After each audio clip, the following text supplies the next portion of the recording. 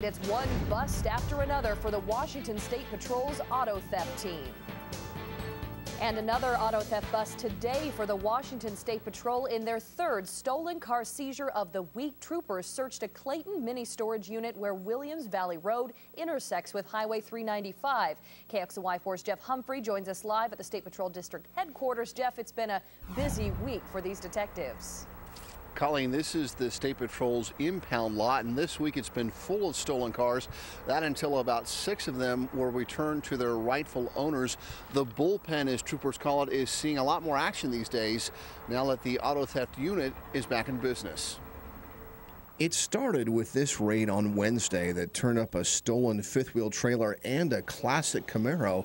That same day, sheriff's deputies serving an eviction notice on this Clayton farm noticed there were just way too many cars here for just one tenant. Ran a couple of the license plates and found one that was stolen.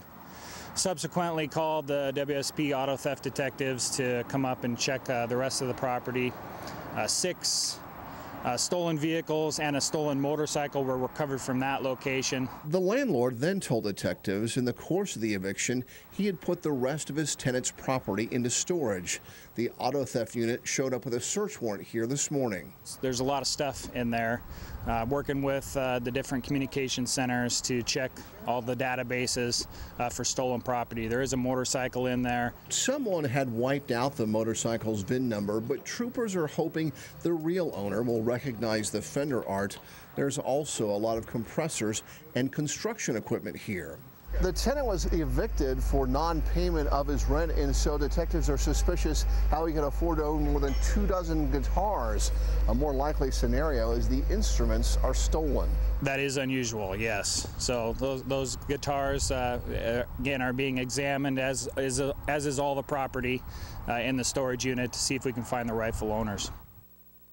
Now, even though it is an auto theft unit, troopers usually find a blend of hot cars and other stolen property. Detectives recommend that you have a way of identifying your valuables if they're recovered by police in the future.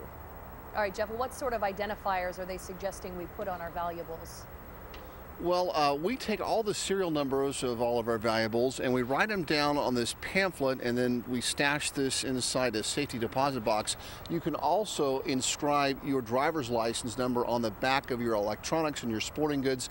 That number right there immediately makes your property less attractive to thieves. And by the way, if you'd like one of these pamphlets, just send me an email to jeff@kxly.com. It's right there at the bottom of the screen, and we will send this in the mail to your family right away.